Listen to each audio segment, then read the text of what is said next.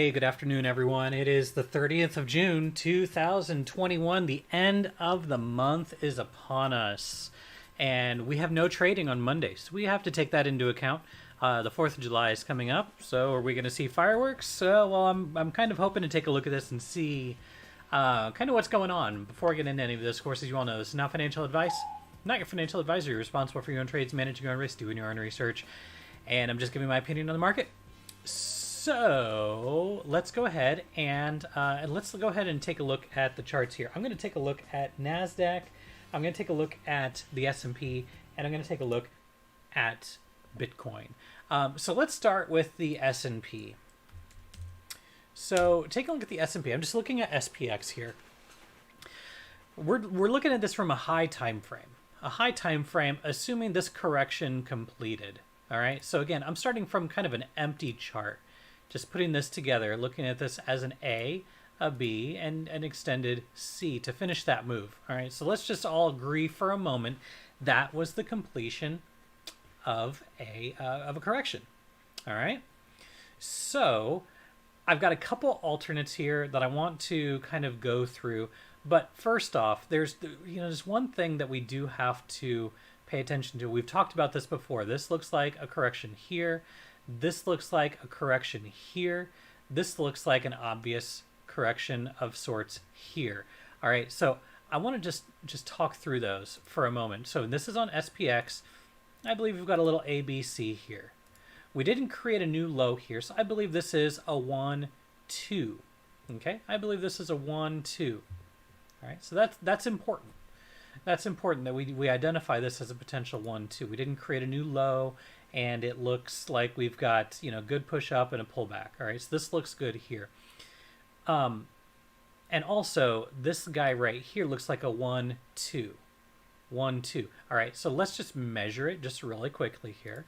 I'm going to try not to spend too much time here, because what I want to focus on is not what happened in the past, but where we're going to be potentially going here in the near future. All right, we didn't quite get to that 1618. If I get off of log scale and I go into linear scale, we hit that zone, right? So we talk about the 1618 to the 175. Let's see if we can throw the 175 in there. All right, we hit that 175 perfectly. All right, so this is what I think we've got going on back here. All right, so from down here on the bottom, 1, 2, 3, 4, and then a 5. All right, that's important. That's important. If I throw the 2618, let's see if I can get the 2618 on there. Here you are.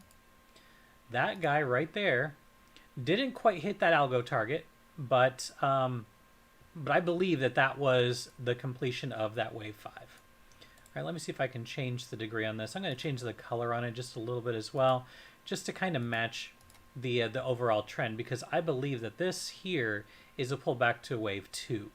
Okay, so on a higher time frame, that 5 wave structure to the upside, starting from down here on the bottom, we've got 1, 2, 3, 4, 1, 2, 3, 4, 5 into the 1, ABC into the 2. All right, then I'm just going to throw the 3, 4, 5 up here for a moment. I'm going to change the degree, and I'm going to change the color. This is, of course, going to be on a higher time frame, or really on a higher degree, I should say.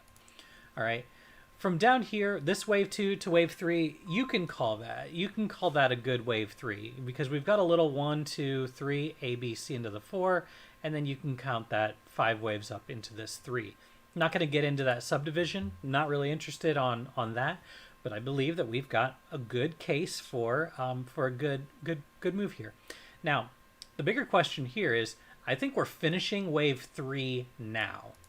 I think we are finishing wave 3, which means we're going to go into this wave 4 before we go into wave 5, which is going to go higher. All right, so this is an alternate count for me. This is a very bullish alternate count, just for the record. Okay. So just for the record, this is a very bullish alternate count. But again, this being the wave 3 up here, coming down here into this wave 4, which is still coming down below 4,000. When is that going to happen? I mean, I tend to believe it's going to happen sometime within the next 3 weeks. We're just going to have to wait and see. From down here, okay, let's just look at this. From down here, easily you can count this as a 1, 2, 3, 4, 1, 2, 3, 4, finishing off that wave 5. You can't tell me that that doesn't look like the close to a completion of this move, close to completion of this wave 5. Again, I can dig a little deeper, and I'm willing to do that here because it's closer to the current price action. Nice 1, 2, 3, 4, 5 on a lower degree here. So let me change the color on this. I'm going to mark it red because it's a lower degree. Okay, wave 5 of wave 5 of wave 3. Okay, when we do get there, and again, I could dig a 1, 2, 3, 4, finding an ending diagonal on this.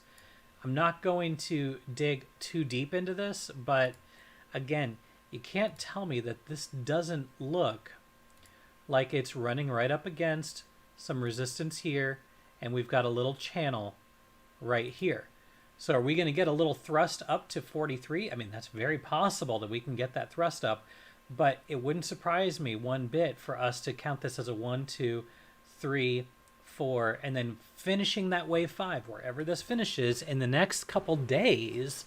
Again, the next couple days, I think we're going to be finishing this move. And that's going to be where we're going to start wave 4. All right, so again, let me just zoom out here. We're going to measure wave 2 to wave 3. Let's just call it where it's at right now and see where we could potentially be pulling back to. Okay, again, fib retracement from this bottom here. Let's just take it to the current top right there. Okay, that's going to be down here at about 38.83. This is on SPX, 38.83. Now, maybe it only goes down to the 236. Let's take a look at the 236. That's 40.42. This would be a little more realistic, in my opinion, to come down here to 40.42. On a very, very strong downward market, we could find ourselves down here at 38.83. All right. So again, we're taking a look at that. And then, of course, to the upside, we're looking for a move up to about 4,500, maybe 4,600 before the end of the year. Looks potentially promising. But let's take a look at the alternate here. So I've laid out kind of a bullish view here on SPX. So let's just talk a bearish scenario for a moment. Let's say for a moment here that we've got this 1, 2, and let's say wave 3 is actually where this wave 3 is here. It doesn't appear that that is the case, and this being the 4 and this being the 5. Because if that's the case, then we've got a lot more to correct. And I don't think this is in the cards. Okay, this would be correcting this entire move from the 2020 low to the current high, and that would mean that this is a 1 and a 2, which means we could potentially be coming down to maybe 3,500, maybe all the way down to 3,200.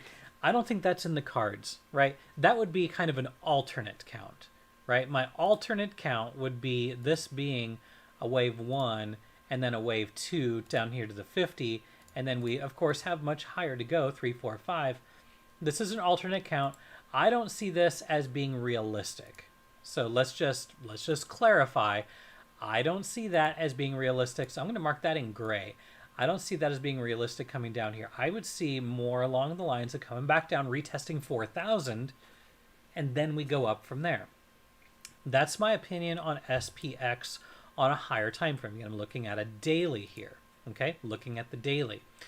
Let's take a look and see what NASDAQ would also look like. How similar is NASDAQ going to be? And again, I've been talking about this for a long time. I've been saying that NASDAQ is potentially stronger than the S&P here in the most recent weeks.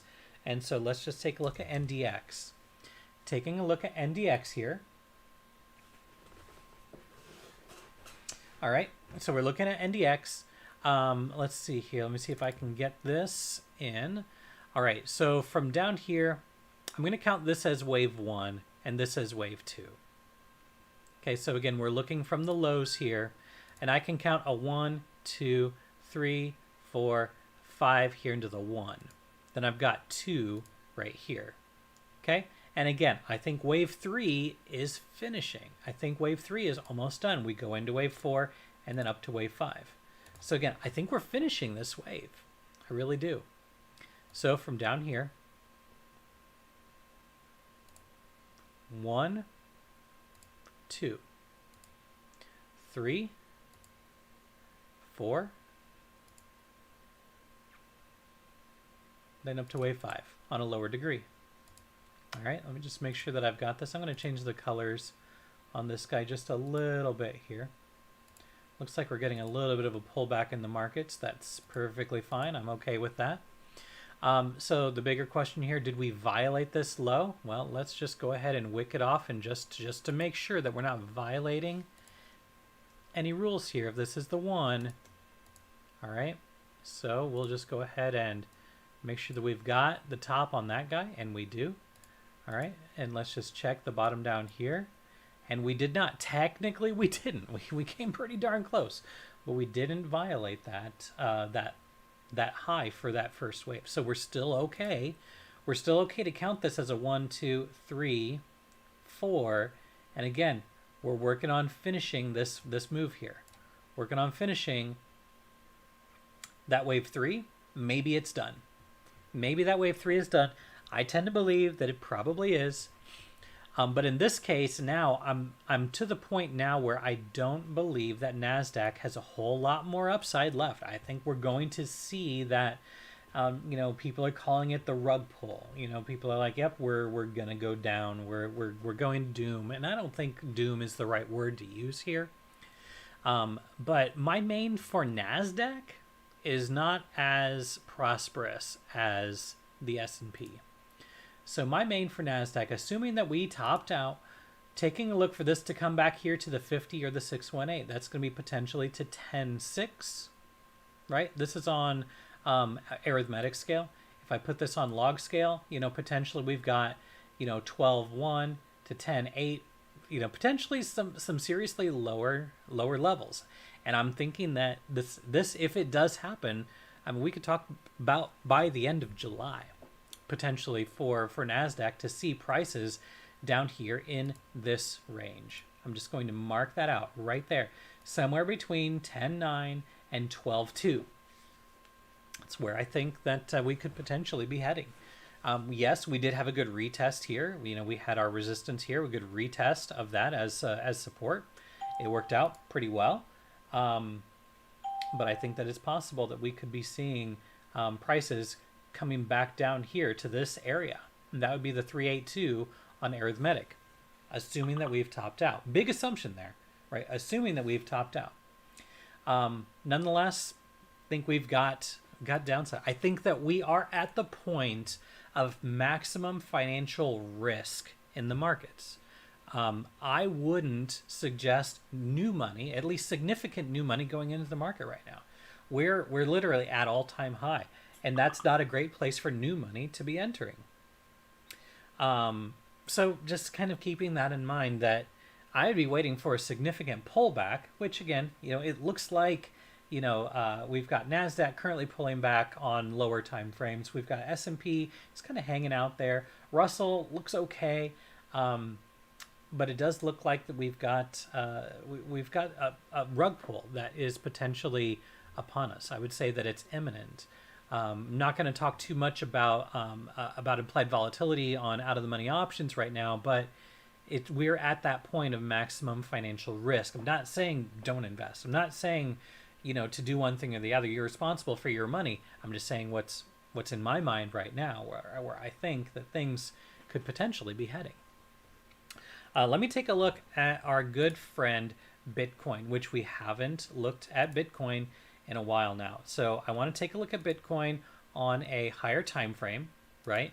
Taking a look at Bitcoin here. I'm going to take a look at on BLX. So this is on the daily. And, you know, let's just talk about this for a moment. I think that Bitcoin's going to find these lows as support down here below 30,000. I still believe that we've got a great case for there being some support right here. Do I think that we're going to overtake with any significant amount of force, 42 to 44, I'm not quite sure yet. I'm not quite sure yet. I mean, this obviously looks like a lot of distribution, and we've come back to this reaccumulation area. Okay, so I'm a little skeptical. I am a bull, but I have to be cautious. And you should be cautious as well. Especially when we're talking about, a very speculative asset. Fact of the matter is, we spent a lot of time consolidating right here, and then we had an area of markup right here. Well, what did we have? We had distribution up here. Then what did we have? We had a big area of markdown right here. And what are we doing? We are in an area of either reaccumulation or redistribution. So we have to be very careful with these zones that we're currently in. I would say the best place to be buying is below 30, not here. Right? And obviously the price isn't exactly right here, but this isn't the best place to be buying right now. And honestly, I would say right now would be the best place to be taking some profit off the table. Unless you're in it for a scalp, I would just be very, very cautious on new entries down here. Okay? Because the potential for us going, much lower, maybe back down, down to these 20,000 levels, I mean, you have to keep that in your mind as a very potential possibility. We've got a nice 1, 2, 3, 4, 5, 1, A, B, C into the 2, 1, 2, 3, 4, 5, but then we went lower, right? So is this a 1, 2, 3? Okay, let's just go ahead and measure this here for a moment. So from this top, going to be approximate to this bottom, and then this right here, what happened, we're hitting this wave 3 zone perfectly. Okay, I'm not on log scale. If I get on log scale, we went deep. But if I keep myself on my arithmetic scale, we still look okay here. We look all right for wave 3, which means that we go up for wave 4, and then we go down for wave 5. I mean, wave 5's target would be all the way down here at about 12. Are we going to go that low? I don't think so. But we're just going to have to wait and see. What I would take is I would take a trade measuring that wave 3. We're talking about a move potentially up here to about 41, maybe to 44, right? But you're going to have resistance there based on this structure right here. You're going to have resistance there. Let me just clean this off here and just wick this guy off right there. That's at 43,132. You're going to have some resistance there. And again, I'm not on log scale, I'm on arithmetic scale. So potentially, 21,624, we could see Bitcoin do a little something like this, where we see that little last push up for wave 4, and then you see that 1, 2, 3, 4, 5, before we do see that move to the upside. So you've got a lot of people that are buying the dip, but eventually that's going to break. And basically what that is, people buying the dip, they're getting distributed, up here in this top area of this zone. I would be more interested in getting into higher leverage longs, if we do find ourselves down here at this negative 236. I don't think we're going to see 11, 12,000 in the cards anytime soon, but I would say a good push up here to potentially 42, 43 sometime over the next couple weeks. Then we see that bigger move down. And maybe we're going to see that bigger move down before we see a move up here to 43. But it's hard to judge based off of all of the different signs that you see here. It does look like we could see a push down here to about 28,000. I've been talking about 28,000 for a while. 28,000 is where I said that we would find a bottom.